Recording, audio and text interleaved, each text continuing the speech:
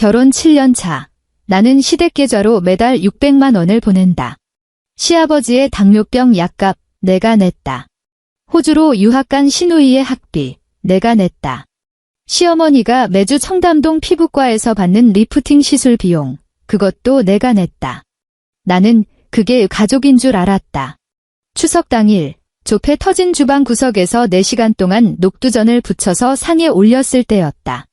시어머니는 모여 앉은 친척들 앞에서 보란듯이 말했다. 지훈아, 내 인생에서 가장 큰 실수는 저런 여자를 집안에 들인 거야. 거실에 있는 그 누구도 나를 위해 입을 여는 사람은 없었다. 내 남편은 고개를 푹 숙인 채 리모컨으로 텔레비전 채널만 돌리고 있었다. 그 순간 나는 앞치마를 벗어 던졌다. 포기가 아니었다. 이제야 비로소 시작하려는 것이다. 본격적인 이야기를 시작하기 전에 구독과 좋아요를 눌러주신다면 정말 감사하겠습니다. 자, 이제 편안한 마음으로 제 이야기를 들어주세요. 책상 위에 놓인 휴대폰이 짧게 진동했다. 액정이 켜지는 순간 차가운 백색 광이 서윤아의 건조한 안구를 찔러왔다. KB국민은행에서 온 자동이체 알림이었다. 윤아는 바로 화면을 밀어 잠금을 해제하지 않았다. 그저 잠금 화면 위에 떠있는 작은 글씨를 응시했다. 마치 몇 초 뒤에 터질 시한폭탄을 바라보는 것처럼. 병원은 진료가 끝난 지 오래였고 복도의 센서 등은 오가는 사람이 없어 꺼져 있었다. 오직 원장실 모니터만이 유령처럼 푸르스름한 빛을 뿜어내며 핏기 없는 그녀의 얼굴을 비췄다. 시스템 알림 메시지가 떴다. 최순옥님 계좌로 600만 원 이체 완료. 600만 원. 6만 원도 60만 원도 아니다. 꼬박 600만 원이다. 윤아는 위장이 차갑게 식으며 신물이 올라오는 것을 느꼈다. 떨리는 손가락을 뻗어 휴대폰 잠금을 풀었다. 힘을 잔뜩 준 손끝이 하얗게 질려 있었다. 이 돈은 매달 정해진 시간에 찾아오는 흡혈귀처럼 정확하게 그녀의 피에서 양분을 빨아갔다. 그녀는 의자를 돌려 뻣뻣하게 굳은 손으로 마우스를 쥐었다. 바탕화면에 매몰 비용이라고 저장해둔 엑셀 파일을 열었다. 마우스 휠을 천천히 아래로 굴렸다. 화면을 가득 채운 숫자들이 개미떼처럼 바글거리며 그녀를 비웃는 것 같았다. 2017년 5월 예단비 현금 5천만 원. 2017년 6월 시댁 아파트 전세 재계약 보증금 인상분 1억 2천만 원. 2018년 1월 시아버지 백내장 수술비 500만 원. 2019년 3월 시누이 김수빈 어학연수비 400만 원. 2023년 9월 생활비 및 추석 특별 용돈 600만 원. 커서는 가장 아래쪽 합계란에서 멈췄다. 7억 2,340만 원. 윤아는 그 숫자를 잡아먹을 듯 노려보았다. 호흡이 거칠어졌다. 이건 단순한 돈이 아니었다. 결혼이라는 이름에 밑 빠진 독에 쏟아부은 그녀의 7년 청춘이었다. 수술대 앞에 서서 하지정맥류가 생길 때까지 버티고 점심시간에는 돈을 아끼려고 김밥 한 줄로 때우며 매일 밤늦게까지 차트를 확인하며 말려버린 그녀의 피와 눈물이었다. 머릿속에서 매미 1000마리가 동시에 우는 듯한 이명이 들려왔다. 그녀는 책상 위에 놓인 아이스 아메리카노를 거칠게 낚아챘다. 컵 표면에 맺힌 물방울이 손바닥을 적셨고 얼음이 부딪히며 신경질적인 소리를 냈다. 그녀는 고개를 젖혀 차가운 액체를 목구멍으로 쏟아부었다. 가슴 속에서 미친 듯이 타오르는 화를 어떻게든 꺼보려는 몸부림이었다. 하지만 이 불은 꺼지지 않는다. 경기도 분당의 아파트는 윤아가 결혼 전 대출을 끼고 악착같이 장만한 집이었다. 현관 센서 등이 켜졌지만 그녀를 반기는 건 따뜻한 밥 냄새가 아니었다. 오래된 튀김 냄새와 달착지근한 춘장 냄새가 뒤섞인 불쾌한 공기뿐이었다. 윤아는 하이힐을 벗었다. 퉁퉁 부은 발목이 욱신거려 미간이 절로 찌푸려졌다. 거실로 들어서자 바닥에 뱀 허물처럼 벗어둔 양말들이 눈에 들어왔고 시선은 자연스럽게 아이보리색 가죽 소파로 향했다. 김지훈이 대자로 뻗어 누워 있었다. 한 손은 머리 뒤에 베고 다른 한 손으로는 휴대폰을 든 채였다. 휴대폰에서는 프로야구 해설위원의 흥분한 고함이 흘러나오고 있었다. 소파 테이블 위에는 먹다 남은 배달 짜장면 그릇이 입을 벌리고 있었다. 말라붙은 검은 소스가 그릇 가장자리에 흉터처럼 눌러붙어 있었다. 구겨진 휴지 뭉치들이 그릇 주변에 굴러다녔고 다 마신 맥주 캔 하나가 넘어진 채 테이블 위에 널브러져 있었다. 흘러나온 맥주가 아래 깔린 전기요금 독촉 고지서를 축축하게 적시고 있었다. 왔어. 지훈은 고개도 돌리지 않았다. 눈은 여전히 휴대폰 화면에 고정한 채 마치 로봇 청소기가 청소를 끝냈는지 확인하듯 건성으로 물었다. 윤하는 대답하지 않았다. 테이블 앞으로 다가가 허리를 숙여 그 더러운 그릇을 집어들었다. 차갑고 기름진 그릇의 감촉이 손끝에 닿자 생리적인 구역질이 올라왔다. 왜 대답이 없어? 지훈이 그제야 이상한 낌새를 눈치채고 몸을 뒤척여 돌아누웠다. 하지만 시선은 여전히 휴대폰에 박혀 있었다. 아, 맞다. 오늘 엄마한테 전화 왔었어. 그릇을 든 윤하의 손이 허공에서 딱 멈췄다. 뭘 하시는데? 목소리가 갈라져 나왔다. 억누른 떨림이 묻어 있었다. 다음 주가 추석이니까 좀 일찍 와서 거들라고 하시네. 지훈은 하품을 쩍 하더니 헝클어진 머리를 벅벅 긁었다. 너도 알잖아. 이번에 고모님네 식구들 다 온대. 제사 음식 준비할 것도 많은데 엄마 혼자 어떻게 다 하냐. 병원 며칠 휴진하고 화요일쯤 넘어가. 화요일. 윤하가 몸을 돌려 남편의 뒤통수를 노려보았다. 지난번에 얘기 끝난 거 아니었어? 이번 추석은 우리 친정 가기로 했잖아. 엄마 가게도 바쁘고 허리도 안 좋으신데. 아, 진짜. 내가 엄마한테 다 말했다니까? 지훈이 짜증스럽게 말을 끊으며 벌떡 일어나 앉았다. 미간을 잔뜩 찌푸린 게 마치 윤하가 말도 안 되는 헛소리를 한다는 표정이었다. 우리 엄마 성격 알잖아. 이번에 안 오면 1년 내내 복가될 텐데 그걸 어떻게 감당하려고 그래? 그냥 눈 딱 감고 이번만 참아. 처가는 명절 다음 날 가면 되잖아. 수원이라 가깝기도 한데 하루 늦게 간다고 뭐 큰일 나냐? 하루 늦게 간다고 뭐 큰일 나냐고? 윤하는 발끝에서부터 머리끝까지 소름이 돋는 한기를 느꼈다. 눈앞에 이 남자. 무릎 나온 트레이닝복을 입고 입가에는 말라붙은 짜장 자국을 묻힌 이 남자를 바라보았다. 7년이다. 매번 참아라. 매번 불이 엄마 불쌍하잖아. 문득 7년 전 봄이 떠올랐다. 그때의 지훈은 의료기기 회사의 성실한 신입 영업사원이었다. 매일 병원 앞에서 윤하의 퇴근을 기다리며 따뜻한 비타민 음료를 건네곤 했다. 그때 그가 말했다. 윤하야, 내가 세상에서 제일 행복한 여자로 만들어줄게. 그때 예비 시어머니였던 최순옥은 윤하의 손을 꼭 잡고 활짝 핀 국화꽃처럼 웃었다. 아이고, 우리 지훈이가 윤하같이 훌륭한 의사 선생님을 만나다니 조상님이 도우셨나 보다. 이게 무슨 복이래? 그 따뜻했던 손이 언제부터 내 목을 조르는 밧줄로 변한 걸까? 기억의 파편들이 깨진 유리 조각처럼 머릿속을 스치고 지나갔다. 상견례를 하던 날, 한정식집 룸 안의 공기는 숨막힐 듯 무거웠다. 윤하야. 최순옥이 찻잔을 들어 입으로 후후 불며 말했다. 눈빛에는 계산적인 탐욕이 번들거렸다.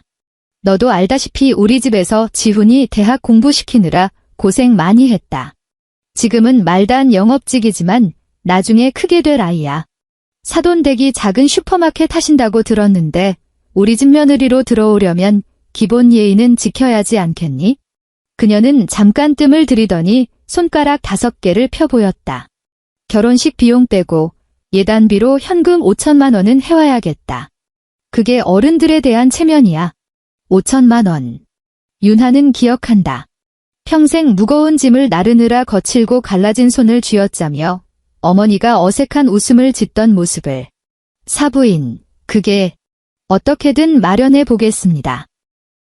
그 돈을 맞추려고 어머니는 노후를 위해 들어둔 연금 보험을 깼고 그것도 모자라 염치불구하고 큰애 삼촌에게 손을 벌렸다. 그렇게 해서 돌아온 게 뭐였나?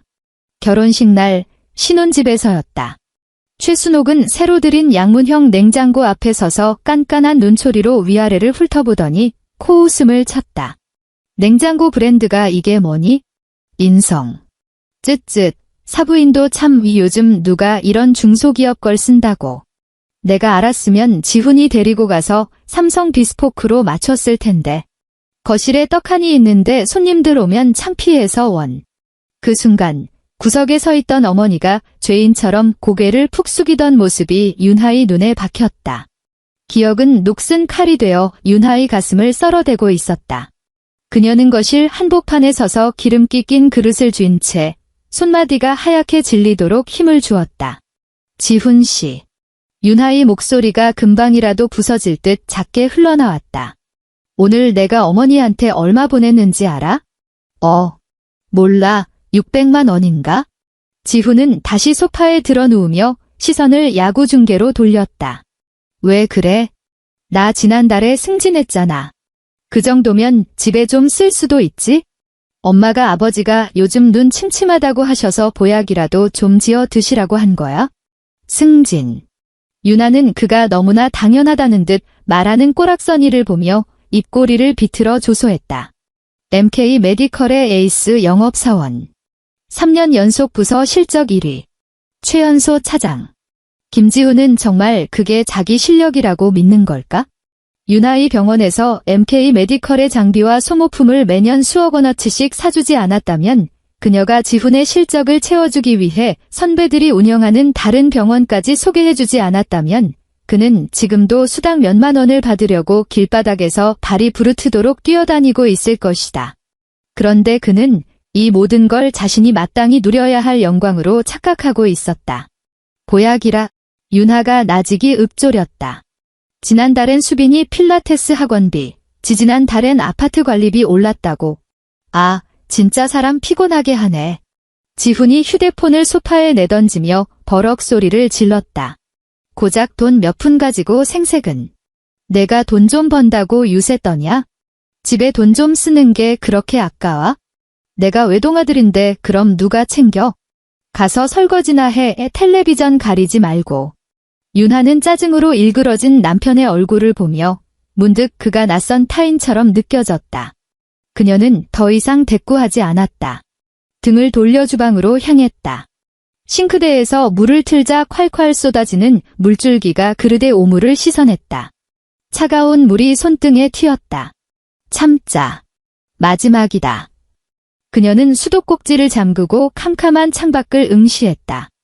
유리창에 비친 그녀의 얼굴은 텅 빈 우물처럼 공허했다. 추석 이틀 전 서울 노원구 상계동의 낡은 주공 아파트. 복도에는 집집마다 제사 음식을 준비하느라 기름쩐내가 진동했다. 윤하는 좁고 후덥지근한 주방 바닥에 쭈그리고 앉아 4시간째 전을 부치고 있었다. 눈앞에는 거대한 전기 그릴이 놓여 있고 그 위에서 녹두전, 동그랑땡, 꼬치전이 지글거리며 익어가고 있었다. 뜨거운 기름이 튀어 손등에 붉은 점들이 생겼다. 땀이 이마를 타고 눈으로 흘러들어가 따가웠지만 기름 묻은 손으로 닦을 수가 없어 눈만 껌뻑거렸다. 에어컨도 없는 주방 구석에서는 기름때 낀 선풍기 한 대가 힘없이 돌아가며 미지근한 바람만 뿜어내고 있었다. 아이고, 윤하야. 시어머니 최순옥이 손님 맞이용 개량 한복을 곱게 차려입고 손에는 아이스 믹스커피를 든 채 주방으로 들어왔다. 거들어 줄 생각은 전혀 없어 보였다. 문가에 서서 마치 공사 현장 감독관처럼 윤하의 결과물을 훑어볼 뿐이었다. 전 뒤집는 타이밍이 너무 빠르다. 최순옥이 채반에 담긴 녹두전을 가리키며 혀를 찼다. 색깔 좀 봐라. 허여멀건한 게 이게 뭐니? 제사상에 올릴 건데 노릇노릇해야 보기도 좋고 복도 들어오지. 나 시집살이 할 때는 감히 이렇게 붙일 생각도 못했다. 요즘 젊은 것들은 하여간 일 조금만 시키면 엄살은. 윤하는 고개를 숙인 채 기계적으로 뒤집개를 움직였다. 네, 어머니. 주의할게요. 그리고 저기 꼬치전, 길이 좀 맞춰서 썰어라. 정성 좀 들이면 안 되니? 조상님 드실 건데 개밥 주는 것도 아니고 원. 최순옥이 컵을 흔들자 얼음이 달그락거리는 소리가 찜통 같은 주방을 더욱 날카롭게 긁어댔다.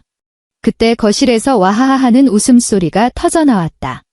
반쯤 열린 주방 문틈으로 지훈이 소파에 앉아 깎아놓은 배를 집어먹으며 시아버지와 예능 프로그램을 보고 있는 게 보였다. 그 옆에는 시누이 김수빈이 소파에 다리를 꼬고 앉아 얼굴에 비싼 마스크팩을 붙인 채 셀카를 찍고 있었다. 오빠, 이 필터 어때? 잘 나와? 수빈이 콧소리를 섞어 물었다. 예쁘네. 우리 수빈이는 뭘 해도 예쁘지? 지훈이 낄낄거렸다. 아무도 주방을 들여다보지 않았다. 유나에게 힘들지 않냐고 물 한 잔 마시라고 권하는 사람은 단 한 명도 없었다. 유나는 허리가 끊어질 것만 같았다. 입술을 꽉 깨물고 눈가에 차오르는 시큰한 것을 참아내며 다 익은 동그랑땡을 옆에 둔 대나무 채반으로 옮겨 담았다. 추석 당일. 좁은 아파트가 사람들로 꽉 찼다. 고모네 식구들, 작은아버지네 식구들, 그리고 최순옥이 다니는 교회 자매님들인 김집사와 박집사까지 왔다. 거실 중앙에는 교자상 2개가 펼쳐져 있고 유나가 꼬박 이틀을 바쳐 만든 음식들이 산더미처럼 쌓여 있었다. 남자들은 상석에 앉아 정치와 집값 이야기를 하며 목청을 높였고 여자들은 그 아래쪽에 앉아 남자들 시중을 들며 눈치를 봤다. 유나가 주방에서 김이 펄펄 나는 갈비찜 냄비를 들고 나와 상에 놓기도 전에 최순옥의 익숙한 쇼가 시작됐다. 아이고, 우리 지훈이가 올해 정말 집안을 빛냈다니까? 최순옥이 갈비 한 점을 집어 김집사의 밥그릇에 올려주며 목소리를 높였다. 회사에서 우수 사원상 또 받았잖아. 그게 대기업이잖아. 직원이 몇천 명인데 우리 지훈이가 제일 일을 잘한대. 어머, 정말 대단하네. 순옥 권사님은 진짜 복도 많아. 김집사가 맞장구를 치며 감탄사를 연발했다. 유나는 구석자리에 조용히 앉아 지훈의 얼굴에 번지는 의기양양한 미소를 지켜보았다.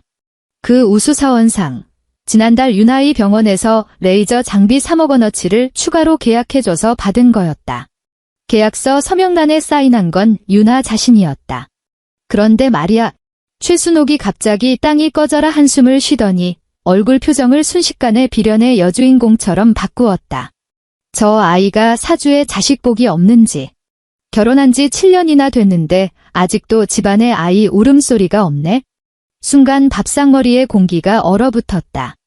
친척들의 시선이 조명탑처럼 일제히 유나에게 꽂혔다. 동정, 조소, 호기심, 그리고 남의 불행을 구경하는 차가운 눈빛들이었다. 아직도 소식 없어? 고모가 닭다리를 뜯으며 우물거리는 소리로 물었다. 병원은 가봤어. 요즘 의술이 얼마나 좋은데? 정 안 되면 시험관이라도 해보지 그래? 했지. 왜 안 했겠어. 최순옥이 기다렸다는 듯 치고 나왔다. 울먹이는 목소리였다. 그동안 한약도 지어 먹이고 용하다는 병원은 다 다녔어.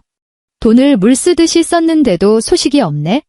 내가 무슨 며느리 쥐잡듯 잡는 시어머니도 아니고 손주 낳으라고 닥달은 안 하지만 에휴, 남들은 다 손주 안아보는데 내 팔자가 사나워서. 젓가락을 쥐고 있던 윤하의 손이 미세하게 떨리기 시작했다. 그녀가 못 낳는 게 아니다. 지훈이 정자활동성 저하 진단을 받았다. 이 사실은 부부와 최순옥, 셋만 알고 있었다. 처음에 지훈의 자존심을 지켜주기 위해 윤하는 입을 다물기로 약속했다. 그런데 지금 그 비밀이 윤하의 심장을 찌르는 칼이 되어 돌아왔다. 윤하는 고개를 들어 맞은편에 앉은 지훈을 보았다. 한마디만 해주면 된다. 우리 두 사람 다 문제없는데 아직 때가 아닌가 봐요라든가 지금은 일 때문에 바빠서요라고. 지훈은 고개를 쳐박고 국을 마시고 있었다. 윤하의 시선을 느꼈지만 고개를 들지 않았다. 그저 국그릇에 얼굴을 묻은 채 후루룩 소리를 내며 마치 그 국이 세상에서 제일 맛있는 음식이라도 되는 양 들이켰다. 묵인했다. 그는 사람들 앞에서 이게 오로지 윤하의 문제라는 것을 묵인했다. 윤하는 가슴속에서 무언가가 와장창 깨지는 소리를 들었다. 그것은 마지막까지 붙들고 있던 기대라는 이름의 껍데기였다. 저녁 식사 후의 주방은 그야말로 아수라장이었다. 10여 명이 먹고 난 그릇들이 싱크대에 산처럼 쌓여 있었고 개수대에는 붉은 고추기름띠와 음식물 쓰레기가 둥둥 떠다녔다. 고모와 숙모들은 일찌감치 거실로 자리를 옮겨 과일을 먹고 있었고 수빈은 방에 들어가 통화 중이었다. 오직 유나 혼자 고무장갑을 끼고 이 기름진 설거지 산과 마주하고 있었다. 언니. 수빈이 불쑥 주방 입구에 나타났다. 손에는 반쯤 마시다 만 콜라 캔이 들려 있었다. 이거 좀 버려줘요. 그녀는 캔을 가스레인지 옆에 툭 내려놓았다. 유나는 쳐다보지도 않고 몸을 돌려나가려 했다. 아가씨. 윤하가 그녀를 불렀다. 목소리가 섬뜩할 정도로 차분했다. 오늘 아파트 분리수거 날이니까 나가는 길에 직접 좀 버려요. 수빈이 걸음을 멈추고 획 돌아섰다. 믿을 수 없다는 표정으로 윤하를 위아래로 훑었다. 헐. 언니, 지금 나한테 일 시키는 거예요? 나 방금 네일 아트 받고 왔거든요. 그녀는 큐빅이 잔뜩 박힌 화려한 손톱을 들어 보이며 얼굴을 찌푸렸다. 그리고 며느리가 언니인데 이런 건 당연히 언니가 해야 하는 거 아니에요? 그녀는 어이가 없다는 듯 눈을 흘기더니 슬리퍼를 끌며 또각또각 사라졌다. 유나는 깊은 숨을 들이쉬었다. 캔을 집어들어 악력으로 우그러뜨렸다. 알루미늄 캔이 찌그러지며 날카로운 비명을 질렀다. 그때였다. 거실 쪽에서 일부러 목소리를 낮춘 하지만 또렷한 대화 소리가 들려왔다. 최순옥과 교회 집사들의 목소리였다. 아유, 권사님. 너무 속상해하지 마세요. 김 집사의 목소리였다. 애가 없어서 그렇지. 그래도 며느리가 순에 빠져서 말대꾸도 안 하고 돈도 잘 벌어오니 그만하면 됐지 뭐. 순애. 그거 다 내숭이야. 최순옥의 목소리가 표독스럽게 튀어나왔다. 집사님은 몰라서 그래? 제가 집에서 얼마나 게으른데? 그리고 돈 좀 벌면 뭐 해? 여자는 자고로 내조 잘하고 애 잘 키우는 게 최고지. 내가 솔직히 말해서 우리 지훈이 인생 최대의 실수는 쟤랑 결혼한 거야. 인물이 잘나기를 했어. 집안이 좋기를 해. 그냥 동네 병원 원장이라고 폼이나 잡지. 처음에 불쌍해서 걷어졌더니 우리 지훈이 스펙이면 어디 재벌가 딸이라도 골라 잡았을 텐데. 하긴 지훈이가 인물은 훤칠하지. 엄마, 목소리 좀 낮춰. 주방에 다 들리겠어. 지훈의 목소리였다. 반박이 아니었다. 단속이었다. 유나는 수도꼭지를 잠갔다. 주방이 순식간에 고요해졌다. 냉장고 모터가 웅웅거리는 소리만 맴돌았다. 그녀는 고개를 숙여 세제물에 퉁퉁 불어 하얗게 일어난 자신의 손을 내려다보았다. 수술용 칼을 쥐고 환자의 환부를 도려내고 꿰매야 할 손이 지금 이 흡혈귀 같은 집구석의 설거지 통에 처박혀 있었다. 나랑 결혼한 게 인생 최대의 실수라고? 유나는 속으로 그 말을 곱씹었다. 강렬한 구토감이 목구멍까지 치밀었다. 그녀는 고무장갑을 벗어 거품이 부글거리는 개수대에 획 던져버렸다. 분홍색 고무장갑이 둥둥 떠다니는 꼴이 마치 익사체 같았다. 주머니에서 휴대폰을 꺼냈다. 화면에는 녹음 앱이 켜져 있었고 붉은색 숫자가 계속해서 올라가고 있었다. 녹음 시간 4시 12분 35초. 이 집에 들어서는 순간부터 녹음은 멈춘 적이 없었다. 정지 버튼을 누르고 저장했다. 파일 관리자를 열자 가족이라는 이름의 폴더 안에 이미 100개가 넘는 음성 파일이 시체처럼 누워 있었다. 파일 하나하나가 모두 총알이었다. 그녀는 주소록을 열었다. 손가락이 남편, 시어머니라는 이름을 스쳐 지나가 마침내 하나의 이름 위에서 멈췄다. 강 변호사. 분당으로 돌아오는 차 안은 무덤 속처럼 고요했다. 지훈은 운전대를 잡고 백미러로 힐끔힐끔 윤하의 눈치를 살폈다. 오늘따라 어머니가 좀 심했다는 걸 본인도 느꼈는지 캥기는 눈치였다. 저기, 여보. 지훈이 헛기침하며 정막을 깼다. 오늘 많이 힘들었지? 집에 가면 내가 어깨 좀 주물러 줄까? 유나는 창밖으로 빠르게 스쳐 지나가는 가로등 불빛만 바라보았다. 빛의 잔상이 날카로운 선이 되어 그녀의 망막을 긁었다. 어머니가 하신 말씀, 당신도 들었지? 그녀는 고개도 돌리지 않은 채 얼음장 같은 목소리로 물었다. 지훈이 핸들을 쥔 손에 힘을 주었다. 아, 엄마가 원래 좀 그렇잖아. 노인네가 주책이라 그래? 당신 하루 이틀 겪는 것도 아니고 그냥 한 귀로 듣고 한 귀로 흘려. 마음에 담아두지 마. 당신이랑 결혼한 게 인생 최대 실수라시던데. 유나가 천천히 고개를 돌려 지훈의 옆얼굴을 쏘아보았다. 당신도 그렇게 생각해? 아이씨, 왜 또 불똥이 나한테 튀어? 지훈이 신경질적으로 경적을 울리며 인상을 팍 썼다. 그건 엄마가 한 말이지 내가 한 말이 아니잖아. 명절인데 좀 좋게 넘어가면 안 돼? 꼭 이 타이밍에 싸움을 걸어야겠어? 나도 중간에서 입장이 난처하다고. 한쪽은 엄마고 한쪽은 마누라인데 나보고 어쩌라는 거야? 가서 엄마 멱살이라도 잡을까? 날 키워주신 어머니인데. 또 그 소리다. 날 키워주신 어머니. 유나는 짜증과 비겁함이 뒤섞인 남편의 옆얼굴을 보며 확신했다. 한때 사랑했던 김지훈은 죽었다.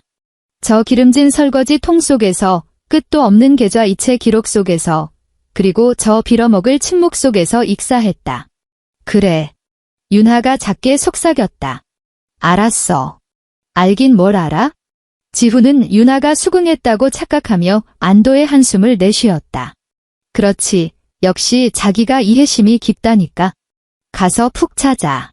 내일 출근도 해야지. 윤하는 더 이상 대꾸하지 않았다.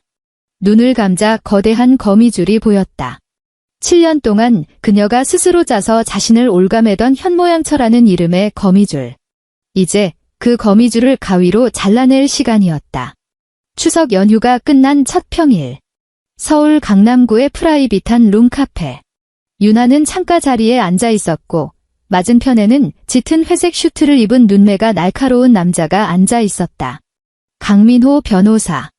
서울가정법원에서 승소율이 가장 높은 이혼 전문 변호사이자 윤하의 대학 선배였다. 테이블 위에는 두툼한 서류 봉투가 놓여 있었다. 강 변호사는 모니터링 헤드폰을 벗어 내려놓고 안경을 고쳐 썼다. 미간을 꾹꾹 눌렀다. 그는 20분 분량의 녹음 샘플을 들었다. 산전수전 다 겪은 베테랑 변호사인 그조차도 역겨움을 참기 힘든 듯 입매가 비틀렸다. 윤하야. 강 변호사의 목소리가 낮게 깔렸다. 이 녹음 파일에 담긴 인격 모독, 명예훼손, 정서적 학대만으로도 이혼 사유는 차고 넘쳐. 위자료 청구도 충분히 가능해. 특히 남편 쪽 문제인 걸 알면서도 공개적인 자리에서 너한테 불임이 책임을 돌리고 모욕을 준 건 악의적인 명예훼손이야. 그는 잠시 말을 멈추고 테이블 위에 펼쳐진 은행 거래 내역서를 손가락으로 두드렸다. 그리고 이 이체 내역들. 7년 동안 7억 2천만 원 이건 미친 숫자야. 일반적인 부양 의무를 훨씬 넘어섰어. 강요나 기망에 의한 갈취라는 걸 입증하면 일부는 돌려받을 수도 있어. 윤하는 식어버린 커피를 티스푼으로 휘저으며 덤덤하게 말했다. 알아요. 하지만 내가 원하는 건 단순히 이혼하고 위자료 몇 푼 받는 게 아니에요. 그녀가 눈꺼풀을 들어 올렸다. 한때 온화한 미소를 담고 있던 눈동자는 이제 시베리아의 벌판처럼 황량하고 차가웠다. MK 메디컬. 그녀가 짧게 내뱉었다. 강 변호사는 잠시 멈칫하더니 이내 그녀의 의도를 파악하고 흥미롭다는 듯 입꼬리를 올렸다. 김지훈이 다니는 회사 말하는 거야? 내 병원은 MK 메디컬 서울지사 매출의 60%를 차지하는 최대 고객이에요. 윤하의 목소리는 작았지만 단어 하나하나에 쇳덩이 같은 무게가 실려 있었다. 내가 거래를 끊으면 김지훈은 실적 수당이 날아가는 건 물론이고 팀 전체 KPI가 박살날 거예요. 이 대형 계정을 관리하던 차장으로서 책임 추궁을 피할 수 없겠죠. 그게 내 히든카드구나. 강 변호사가 고개를 끄덕이며 감탄 어린 눈빛을 보냈다. 하지만 그건 상법상의 계약 문제라 이혼 소송과는 별개야. 알아요. 윤하는 가방에서 또 다른 서류를 꺼내 강 변호사 앞으로 밀었다. 병원과 MK 메디컬의 공급 계약서예요. 다음 달 만기입니다. 재계약 안 할 거예요. 강 변호사는 서류를 훑어보고는 피식 웃음을 터뜨렸다. 아예 밥줄을 끊어버리겠다는 거네. 그것뿐만이 아니에요. 윤하는 휴대폰을 꺼내 뱅킹 앱을 열었다. 그 사람 지갑에 있는 4명이의 가족 카드, 그리고 최순옥 씨한테 매달 들어가는 자동이체. 전부 끊을 겁니다. 그리고 전세금. 윤하가 덧붙였다. 노원구 아파트 전세 보증금 2억 8천. 명의는 김지훈으로 되어 있지만 자금 출처는 100% 내 결혼 전 예금이에요. 계약 만료까지 2달 남았어요. 강 변호사는 의자 등받이에 몸을 기대며 눈앞의 후배를 바라보았다. 겉보기엔 눈 덮인 산처럼 고요해 보이지만 그 아래에서는 모든 걸 태워버릴 마그마가 끓고 있는 활화산 같았다. 윤하야, 일단 시작하면 돌이킬 수 없어. 아주 지저분하고 진흙탕 같은 싸움이 될 거야. 윤하는 창밖에 분주한 거리를 내다보았다. 길 건너편에서 말다툼하는 연인이 보였다. 선배, 그거 알아요. 그녀가 고개를 돌려 쓸쓸하지만 단호한 미소를 지었다. 난 이미 7년 동안 지옥에서 살았어요. 진흙탕 따위 무섭지 않아요. 내가 없으면 그 사람들은 아무것도 아니라는 걸 뼈저리게 알게 해줄 거예요. 그날 오후, 병원 원장실. 윤하는 마지막 환자의 차트 정리를 끝냈다. 휴대폰을 꺼내 들고 심호흡을 했다. 1단계, 자금줄 절단. KB국민은행 앱에 로그인했다. 익숙한 자동이체 목록이 떴다. 최순옥, 어머니, 매월 15일 600만 원. 그녀의 손가락이 해지 버튼 위에서 잠시 멈췄다. 지난 7년, 매번 이체 확인 버튼을 누를 때마다 그녀는 속죄하는 심정이었다. 돈을 충분히 주면 존중을 살 수 있을 거라고, 가족의 정을 얻을 수 있을 거라고 믿었다. 하지만 틀렸다. 그녀가 먹여 살린 건 가족이 아니라 영원히 배고픔을 모르는 굶주린 늑대떼였다. 손가락이 내려갔다. 시스템 팝업 창이 떴다. 자동이체를 해지하시겠습니까? 확인. 이어서 카드사 콜센터 번호를 눌렀다. 네, 본인 서윤하입니다. 제 명의로 발급된 가족 카드 하나를 분실 신고하고 정지시키려고요. 네, 끝자리 9982번. 김수빈 명의 카드 맞아요. 사유요. 분실입니다. 아니요, 재발급은 필요 없습니다. 전화를 끈 차 가슴을 짓누르던 7년 묵은 바위가 아주 조금 가벼워진 느낌이었다. 2단계, 전세금 회수. 강 변호사가 보내준 전자문서를 열었다. 서슬퍼런 법률 용어로 작성된 전세보증금 반환 내용증명서였다. 수신인, 서울 노원구 상계동 아파트 임대인. 내용, 전세계약 만료 후 갱신 의사 없음. 보증금 2억 8천만 원 전액을 실거주자가 아닌 자금 출처인 서윤아 계좌로 반환할 것. 전송 버튼을 눌렀다. 이 내용 증명 한 통이면 2달 뒤 최순옥 일가는 길바닥에 나앉을 위기에 처한다. 3단계, 결정타. 윤하는 책상 위에 내선 전화를 눌렀다. 이 실장님, 잠깐 들어오세요. 잠시 후 행정실장이 문을 열고 들어왔다. 원장님, 부르셨어요. 다음 분기 의료기기 소모품 발주 계획 나왔나요? 윤하가 물었다. 네, 이번에도 MK 메디컬이랑 재계약하는 걸로. 아니요. 윤하가 말을 잘랐다. 목소리는 건조했다. MK 메디컬 측에 통보하세요. 거래 종료하겠다고. 사유는 가격 경쟁력 약화 및 서비스 품질 저하입니다. 이 실장이 놀라서 입을 딱 벌렸다. 네. 하지만 김 차장님이 원장님 남편분이신데 이건 공적인 업무예요. 윤하가 고개를 들어 실장을 똑바로 쳐다보았다. 눈빛이 횃불처럼 타올랐다. 한일 메디칼 쪽에 연락하세요. 견적서 받아봤는데 MK보다 단가가 15% 낮더군요. 다음 주에 계약서 들고 오라고 하세요. 아, 네. 알겠습니다. 이 실장은 의아해하면서도 윤하의 단호한 태도에 눌려 고개를 숙이고 나갔다. 원장실 문이 닫혔다. 윤하는 가죽 의자에 깊숙이 몸을 기대고 눈을 감았다. 벽시계 초침 소리가 들려왔다. 똑딱, 똑딱. 그것은 카운트다운 소리였다. 3일 뒤, 저녁 무렵. 창밖의 하늘이 기괴한 보랏빛으로 물들고 있었다. 가을비가 쏟아질 징조였다. 윤하가 최신 피부 재생 논문을 읽고 있을 때였다. 책상 모서리에 둔 휴대폰이 요란하게 진동했다. 액정의 남편 2 글자가 떴다. 윤하는 그 이름을 내려다보며 바로 받지 않았다. 10초, 20초, 진동이 끊어지기 직전까지 내버려 두다가 아주 느릿한 동작으로 통화 버튼을 밀었다. 여보세요.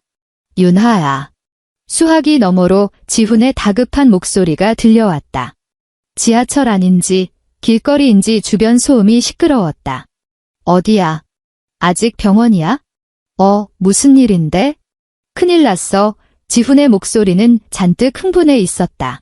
방금 엄마한테 전화 왔는데 이번 달 생활비가 아직 안 들어왔다. 은행 전산망에 문제 생긴 거 아니야? 빨리 확인 좀 해봐. 엄마 지금 약국에서 약 사려는데 카드가 안 긁혀서 망신당하고 계신데. 윤하는 손에 쥐고 있던 펜을 내려놓았다. 창밖 유리창을 타고 흘러내리는 첫 번째 빗방울을 응시했다. 전산 오류 아니야? 뭐? 은행 시스템에는 아무 문제 없어. 윤하의 목소리는 감정의 파동 없이 고요했다. 마치 객관적인 사실을 전달하는 뉴스 앵커 같았다. 내가 자동 이체를 해지한 거야? 수화기 너머로 죽음 같은 정적이 흘렀다. 대략 5초쯤 지났을까? 상황 파악을 끝낸 지훈이 옥타브를 높여 비명을 지르듯 소리쳤다. 윤하는 고막이 따가워 휴대폰을 귀에서 멀리 떼어냈다. 뭐라고? 해지했다고. 야, 서윤아. 너 미쳤어. 오늘이 며칠인데 그걸 끊어? 당장 엄마는 어떡하고? 아버지 약값은? 그리고 수빈이는? 수빈 아가씨, 어학당 그만둔 지 반년도 넘은 거 알아? 윤하가 말을 뚝 잘랐다. 지훈은 멍한 듯 되물었다. 김수빈 씨, 어학당 안 나간 지 6개월 넘었다고. 그런데 지난 반년 동안 그 아가씨가 내 가족 카드로 긁은 돈이 매달 200만 원이 넘더라. 윤하는 손 닿는 곳에 있던 출력물 뭉치를 무심하게 넘기며 말을 이었다. 홍대 클럽, 성수동 핫플레이스 카페, 압구정 편집숍. 그리고 지난주에는 제주도 파르나스 호텔에서 1,200만 원 긁었네. 내역서 여기 다 있거든. 그게 무슨... 말도 안 돼. 지훈이 말을 더듬었다. 수빈이가 분명히 학원 다닌다고. 그 카드도 정지시켰어. 윤하는 날씨 이야기를 하듯 가볍게 덧붙였다. 그러니까 내 여동생이 지금 청담동 어디서 카드를 긁고 있다면 꽤 곤란한 상황일 거야. 야, 서윤아. 너 도대체 왜 이래? 지훈이 마침내 폭발한 듯 고래고래 소리를 질렀다. 가족끼리 꼭 그렇게 계산을 해야겠어? 수빈이는 아직 어리잖아. 철이 없어서 그런 건데. 26살이야. 지훈 씨, 윤하가 차갑게 쏘아붙였다. 그리고 지금 내 엄마 약값 걱정할 때가 아니야. 당신한테는 더 큰 문제가 닥칠 예정이거든. 그게 무슨 소리야? 지훈의 목소리에 공포가 서리기 시작했다. 윤하는 점점 거세지는 빗줄기를 바라보았다. 빗물에 번진 도시의 네온 사인이 흐릿한 핏자국처럼 보였다. 다음 주 월요일쯤 회사에서 전화 한 통 받게 될 거야. 무슨 전화? 우리 병원, 납품업체 바꾸기로 해서. 윤하는 한 글자 한 글자 또박또박 씹어서 뱉었다. 다음 분기부터 MK 메디컬 장비는 일절 안 써. 계약 해지 통보서는 이미 이 실장 시켜서 당신네 이 대표 메일로 보냈어. 수화기 너머로 거친 숨소리만 들려왔다. 벼랑 끝에 몰린 짐승의 숨소리 같았다. 윤하야. 여보, 장난치지 마. 하나도 재미없어. 지훈의 목소리가 덜덜 떨렸다. 그게 나한테 무슨 의미인지 알잖아. 이 대표님이 날 죽이려 들 거야. 내 실적의 60%라고. 여보, 우리 좋게 말로 하자. 좋게 말로 해. 윤하가 웃음을 터뜨렸다. 텅 빈 원장실에 그녀의 웃음소리가 공허하게 울려 퍼졌다. 추석날 내 엄마가 내 코앞에 삿대질하면서 집안대 끊어먹은 죄인 취급할 때는 왜 좋게 말 안 했어? 내가... 미리 핑계라도 생각해 두는 게 좋을 거야? 아니면 내 엄마랑 상의해 보든지. 그렇게 잘난 아들이니까 엄마가 해결해 주시겠지. 안 그래? 윤하야. 서윤아. 너 전화 끊기만 해봐. 지금 당장 병원으로 갈 거야. 거기 딱 기다려. 뚝. 윤하는 종료 버튼을 눌렀다. 드디어 세상이 조용해졌다. 곧이어 휴대폰 화면이 다시 켜지며 미친 듯이 진동하기 시작했다. 지훈의 전화가 폭우처럼 쏟아져 들어오고 있었다. 윤하는 표정 하나 바꾸지 않고 전원 버튼을 길게 눌렀다. 화면이 까맣게 죽었다. 그녀는 자리에서 일어나 통유리창 앞으로 걸어갔다. 창밖으로 펼쳐진 서울의 야경은 찬란했고 수많은 자동차 불빛이 거대한 빛의 강을 이루며 흐르고 있었다. 서랍에서 누런 서류 봉투 하나를 꺼냈다.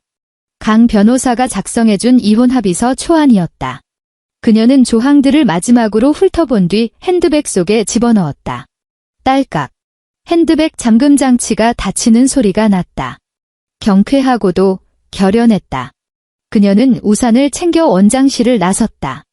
폭우가 은색 채찍처럼 서울의 젖은 아스팔트를 사정없이 후려치고 있었다. 유나는 검은색 장우산을 펴들고 병원 건물 앞 도로변에 섰다. 우산살을 타고 흘러내린 빗물이 발치에 작은 웅덩이를 만들었다.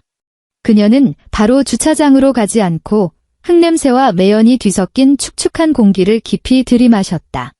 선전포고 후 처음 맛보는 공기였다. 차가웠지만 전례 없는 해방감이 느껴졌다. 차 문을 열고 운전석에 앉은 그녀는 젖은 우산을 조수석 바닥에 던져두었다. 차 안을 감싸는 가죽 시트 냄새가 익숙하면서도 아늑했다. 시동을 걸 생각도 않은 채 그녀는 와이퍼가 닦아내자마자 다시 흐릿해지는 앞 유리를 멍하니 바라보았다.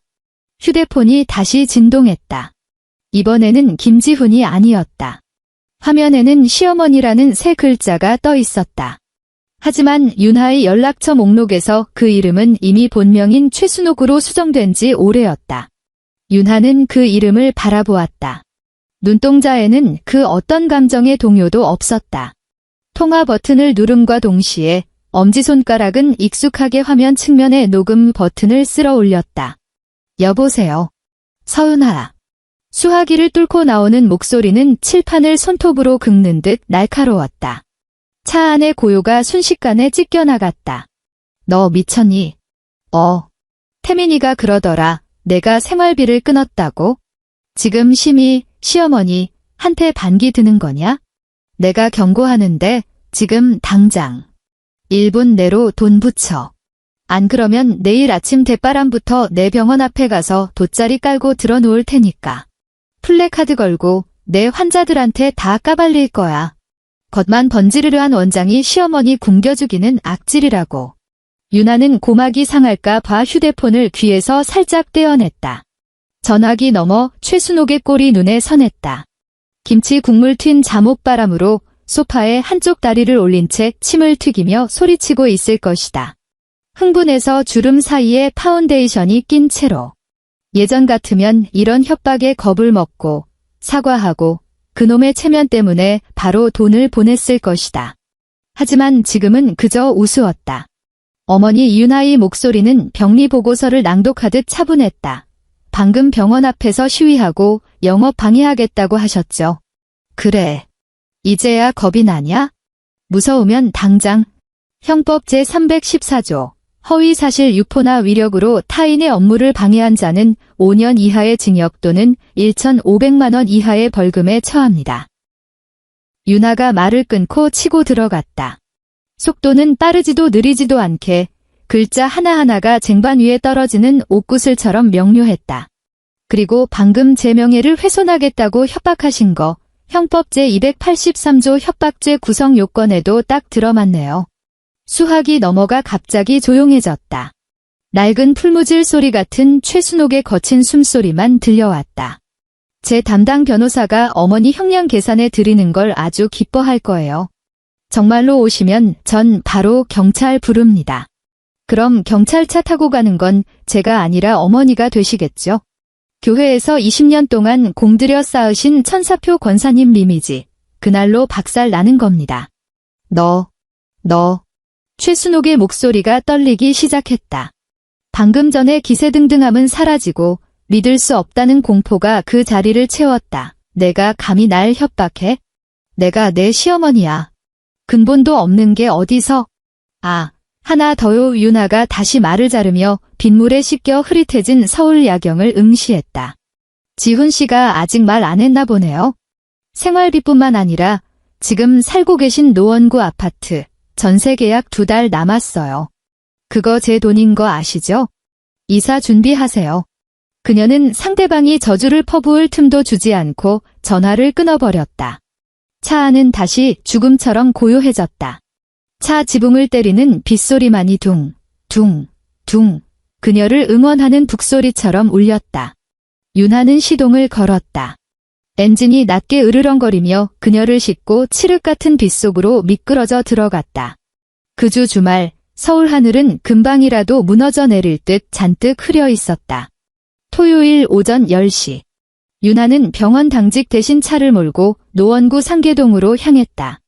90년대에 지어진 낡은 주공 아파트 단지였다. 외벽 페인트는 칠이 벗겨져 시멘트 색이 드러나 있었고 마치 거대한 검버섯이 핀 것 같았다. 복도 센서 등은 고장난 지 오래였고 공기 중에는 묵은 곰팡내와 된장 끓이는 냄새가 섞여 떠돌았다. 윤하는 익숙한 현관문 앞에 섰다. 우유 배달 주머니가 걸려 있고 뜯지 않은 치킨집 전단지가 덕지덕지 붙어있는 문. 그녀는 손을 뻗어 7년 동안 써왔던 비밀번호를 눌렀다. 1023 김지훈의 생일이었다. 삐삐삐. 경고음이 날카롭게 복도를 울렸다. 윤하의 입가에 냉소가 걸렸다. 비밀번호를 바꿨어? 고작 이게 그들의 마지막 방어수단인가? 애처로울 정도로 유치했다. 그녀는 다시 시도하는 대신 초인종을 길게 눌렀다. 딩동 딩동. 안에서 바닥을 끄는 슬리퍼 소리가 들렸다. 일부러 늑장을 부리는 발소리였다. 한참 뒤 도어록이 찰칵 소리를 내며 열렸다. 문을 연 건 시아버지였다. 목이 다 늘어난 러닝셔츠 차림의 그는 윤하를 보자 시선을 피했다. 입술을 달싹이며 뭔가 말하려는 듯했으나 결국 한숨만 내쉬며 슬그머니 옆으로 비켜섰다. 윤하는 현관으로 들어섰다. 거실 공기는 숨막힐 듯 무거웠다. 최순옥은 소파 정중앙에 팔짱을 끼고 앉아 있었다. 얼굴 가죽을 팽팽하게 당긴 북처럼 표정이 굳어 있었다. 김수빈은 텔레비전 장식장 옆에 기대어 휴대폰을 쥔 채 도끼 어린 눈으로 윤하를 노려보았다. 그리고 한때 의기양양했던 김 차장, 김지훈은 식탁 의자에 구부정하게 앉아 있었다. 그의 앞에는 엉망으로 뜯겨진 우편물들이 널려 있었다. 은행들이 보낸 독촉장이었다. 내가 여기가 어디라고 기어와 최순옥이 먼저 입을 열었다. 모래를 한 줌 삼킨 듯 목소리가 걸걸했다. 집안을 쑥대밭으로 만들어 놓고 속이 시원하냐? 윤하는 신발도 벗지 않고 또각또각 구두 굽소리를 내며 거실로 걸어 들어갔다. 낡은 장판 위를 찍어 누르는 굽소리가 이 가족의 신경을 긁어댔다. 제 물건 가지러 왔어요. 윤하는 7년 동안 식모처럼 일했던 집구석을 천천히 둘러보았다. 친정 엄마가 주신 옥팔찌, 결혼 예물함, 그리고 앨범. 물건, 최순옥이 코웃음을 치며 탁자를 콱 내리쳤다. 내가 가져갈 게 어디 있어? 7년 동안 우리 집 밥 먹고 우리 집에서 살았으면서. 정정하죠. 윤하가 말을 끊고 식탁으로 다가가 들고 있던 검은색 가죽 가방을 쿵 내려놓았다. 묵직한 소리가 났다. 이 집, 제 돈으로 전세 구한 겁니다. 그리고 당신들이 먹은 밥, 제 돈으로 산 겁니다. 그녀는 가방 지퍼를 열고 두툼한 투명 파일을 꺼냈다. 어머니가 계산을 원하시니 어디 한번 제대로 해보죠. 윤하는 첫 번째 서류 뭉치를 꺼내 김지훈 앞에 독촉장 더미 위에 패대기 쳤다. 지난 7년 동안 제가 최순옥 씨 계좌로 이체한 모든 은행 거래 내역입니다.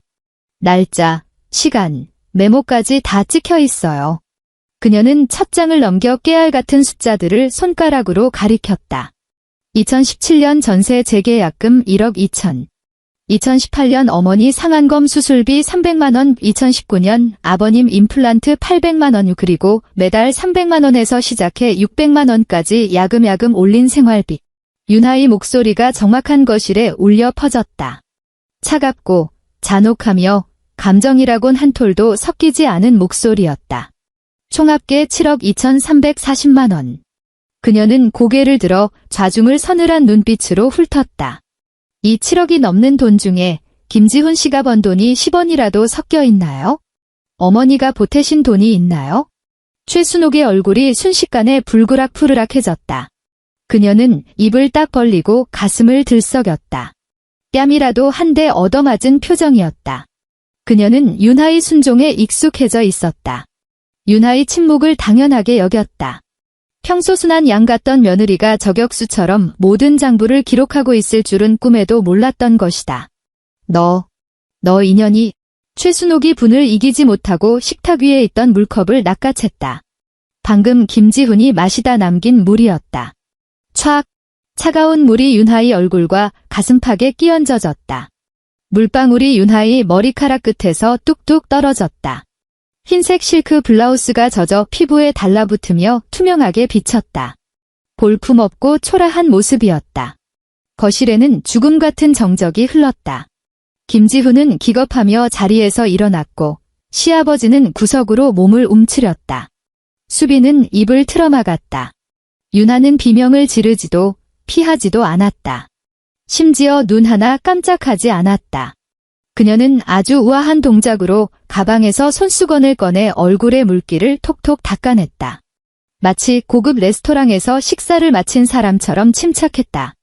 어머니 윤하가 손수건을 내려놓으며 현관 위쪽에 달린 빨간 불빛이 깜빡이는 검은색 기계를 가리켰다. 잊으셨나 본데 저거 작년에 제가 제때 퇴근해서 밥하러 오나 감시하겠다고 지훈 씨 시켜서 달아놓은 CCTV잖아요.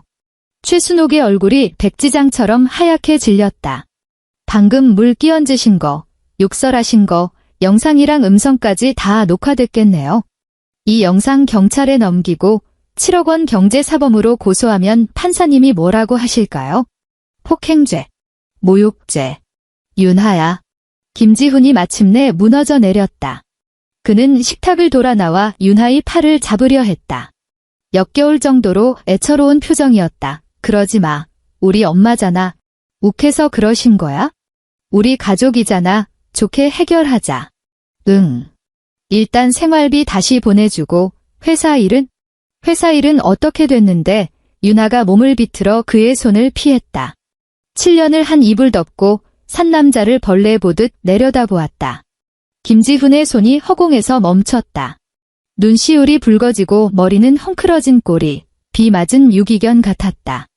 이 대표님이 다음 주까지 병원 계약 못 돌려놓으면 나 권고사직 당한대. 지훈의 목소리가 울먹거렸다. 윤하야, 여보, 7년 부부의 정을 봐서라도 나 좀 살려줘. 나 잘리면 우리 집 끝장이야. 7년 부부의 정. 윤하가 코웃음을 쳤다. 그녀는 파일에서 두 번째 서류 뭉치를 꺼냈다. 법무법인 직인이 찍힌 이혼 합의서였다. 추석날 내 엄마가 친척들 다 보는 앞에서 나랑 결혼한 게 내 인생 최대 실수라고 떠들 때 넌 뭐 하고 있었어? 국 처먹고 있었잖아. 윤하는 합의서를 김지훈의 가슴팍에 던졌다. 종이들이 하얀 눈발처럼 바닥으로 흩어졌다. 실수라며. 그럼 바로잡아야지. 이혼 서류야. 도장 찍어. 이걸로 우린 끝이야. 언니, 너무한 거 아니에요? 벽에 기대어 있던 김수빈이 튀어나왔다. 화려하게 화장한 얼굴에 공포가 서려 있었다. 오빠의 이혼 때문이 아니었다. 정지된 자신의 카드 때문이었다. 오빠랑 이혼하면 난 어떡해요? 필라테스 아직 횟수 남았고 친구들이랑 다음 달에 일본 가기로 했는데. 윤하는 고개를 돌려 온실 속 화초처럼 자란 이철부지 거머리를 쳐다보았다. 김수빈 씨, 윤하의 목소리에 조소가 실렸다. 당신 올해 26이야. 그 나이에 난 하루 12시간씩 서서 일하면서 학자금 대출 갚고 집 살 돈 모으고 있었어. 그런데 넌. 그녀는 가방에서 마지막 종이 한 장을 꺼냈다. 은행에서 뽑아온 카드 사용 명세서였다. 지난달 제주도 파르나스 호텔 1,200만 원. 그게 누구 돈이야? 내 오빠가 번 돈인 줄 알아?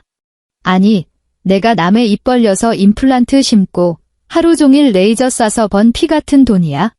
윤하는 명세서를 수빈의 얼굴에 툭 던졌다. 종이의 날카로운 모서리가 수빈의 뺨을 스치며 옅은 붉은 자국을 남겼다. 내 돈으로 부잣집 딸 코스프레는 할 만큼 했잖아. 이제 꿈 깰 시간이야. 가족 카드는 해지했고 이 부당이득 반환 청구 소송도 진행할 거야. 수빈은 멍하니 서서 명세서를 움켜쥐었다. 몸을 부들부들 떨며 눈물을 글썽였지만 한마디도 대꾸하지 못했다. 유나는 더 이상 이 가족의 추태를 봐줄 생각이 없었다. 안방으로 성큼성큼 걸어 들어가 장롱 위에서 먼지 쌓인 예물함을 내렸다. 그녀의 유일한 혼수였다. 그리고 협탁 위에 놓인 친정어머니와 찍은 사진 액자를 집어들었다. 사진 속 어머니는 환하게 웃고 있었다. 유나가 결혼하기 전 마지막으로 근심 없이 웃던 모습이었다. 그녀는 짐을 챙겨 들고 현관으로 향했다. 거기서 서유나 거기 앉서 뒤에서 최순옥의 히스테릭한 고함과 울음이 터져나왔다. 이 독한 년. 천벌 받을 거야. 우리 집 밥줄 끊어놓고 내가 잘 살 것 같아? 지옥에나 떨어져라.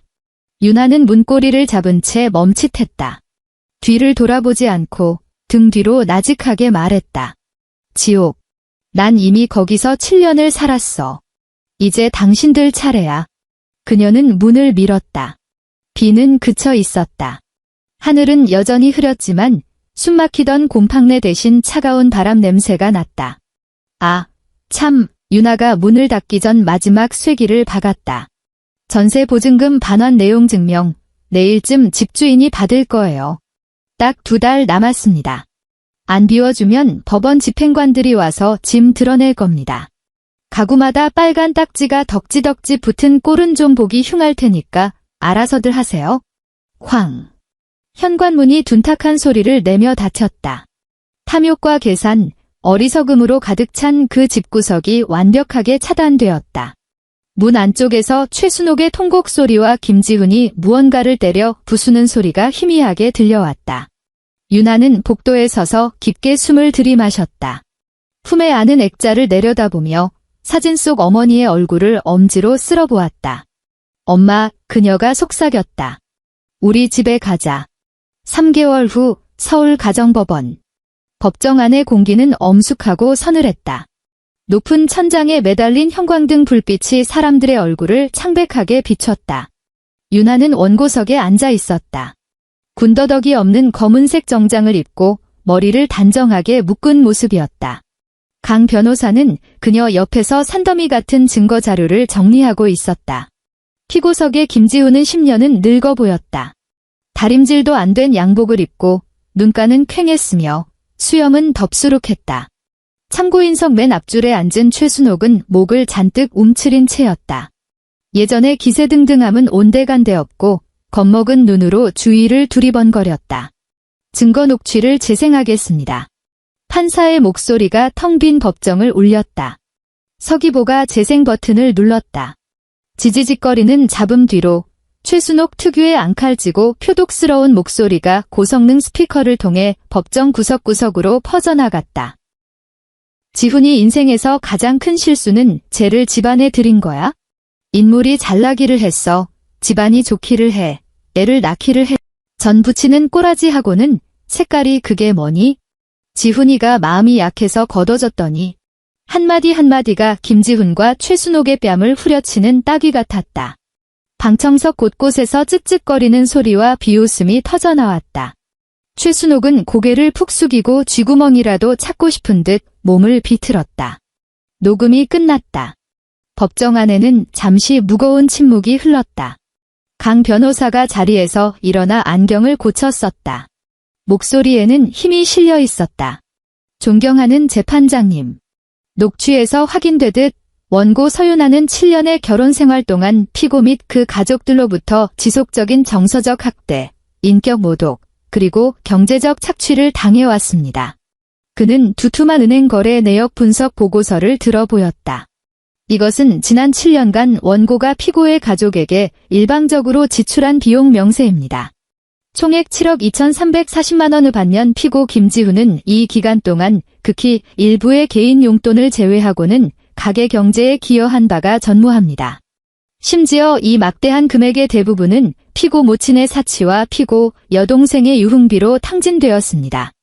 판사는 증거 자료를 넘겨받아 그 끔찍한 숫자들을 훑어보았다. 미간이 좁혀졌다. 그는 고개를 들어 피고석을 엄하게 내려다보았다. 피고 측 대리인, 이 이체 내역들에 대해 이해 있습니까? 김지훈의 변호사는 식은땀을 닦으며 엉거주춤 일어섰다. 재판장님, 그건 가족 간의 증여로 볼 수 있는 부분. 증여. 강 변호사가 코웃음을 쳤다. 장기간의 가스라이팅과 정서적 학대 하에서 이루어진 상납을 증여라고 부릅니까? 이건 가족 관계를 볼모로 잡은 갈취입니다. 판결은 싱거울 정도로 명쾌했다. 판사가 의사봉을 두드렸다. 그 청명한 소리가 윤하의 7년 악몽을 끝내는 종소리처럼 울렸다. 주문. 원고 서윤아와 피고 김지훈은 이혼한다. 분당 아파트의 소유권은 원고 서윤아에게 귀속된다. 피고 김지훈은 원고에게 위자료 4천만 원을 지급하라. 노원구 전세 보증금 2억 8천만 원은 원고의 특유재산임이 확인되므로 피고는 이를 전액 반환하라. 김지훈은 의자에 털썩 주저앉아 멍하니 천장만 바라보았다. 방청석의 최순옥은 짧은 비명을 지르며 뒷목을 잡고 쓰러지는 신용을 해 잠시 소란이 일었다. 윤하는 그들을 돌아보지도 않았다. 판사에게 깊이 허리 숙여 인사한 뒤 강 변호사와 악수를 했다. 고마워요, 선배. 내가 너 자신을 구한 거야, 윤하야. 강 변호사가 따뜻하게 웃었다. 법원 정문을 나설 때 밖은 눈부시게 맑았다. 겨울 햇살은 온기가 없었지만 눈이 시릴 정도로 투명했다. 윤하는 손을 들어 이마를 가리고 파란 하늘을 올려다보았다. 드디어 끝났다. 그해 겨울은 유난히 추웠다. 최대 거래처를 잃은 MK 메디컬의 실적은 곤두박질쳤다. 김지훈은 직접적인 책임자로 지목되어 대리로 강등당했고 가장 외진 지방 영업소로 좌천되었다. 그리고 한 달 뒤 구조조정 명단에 그의 이름이 올랐다. 해고였다. 직장을 잃고 이혼 소송 패소로 빚더미에 앉은 김지훈은 완전히 무너졌다. 노원구 아파트 전세 계약이 만료되자 집주인은 법원 명령대로 보증금 2억 8천만 원을 윤하의 계좌로 칼같이 입금했다. 갈 곳이 없어진 김씨 일가는 시아버지가 받는 쥐꼬리만한 연금에 의지해 경기도 의정부의 한 반지하 방으로 밀려났다. 진짜 반지하가 무엇인지 그들은 뼈저리게 체험했다. 창문은 땅바닥에 붙어 있어 행인들의 발목만 보였고 비가 오면 벽지 위로 검은 곰팡이가 피어올랐다. 하수구 냄새가 온 집안을 맴돌았다. 명품 아니면 걸치지도 않던 김수빈은 이제 편의점 야간 아르바이트를 전전했다. 화려한 네일 아트를 뽐내던 손은 찬물에 걸레를 빨고 박스를 나르느라 거칠게 트고 부르텄다. 최순옥은 더 이상 교회에 나가지 못했다. 어느 날 예배에 참석하려다 평소 자신을 떠받들던 자매님들이 전염병 환자 피하듯 슬금슬금 피하는 것을 느꼈기 때문이다. 들었어. 그 자랑하던 의사 며느리 사실은 시어머니 등살에 못 이겨 도망친 거래. 물 끼얹고 욕하는 게 CCTV에 다 찍혔다며? 어머, 무서워라. 사람 속은 모른다니까? 겉으로는 천사인 척하더니 수군거림이 바늘처럼 등에 꽂혔다. 그녀는 도망치듯 교회에서 나와 어두침침한 반지하 방으로 숨어들었다. 하루 종일 지직거리는 낡은 텔레비전만 쳐다보며 그녀는 주문처럼 중얼거렸다. 미쳤어. 세상이 다 미쳤어. 6개월 후 초여름. 경기도 수원.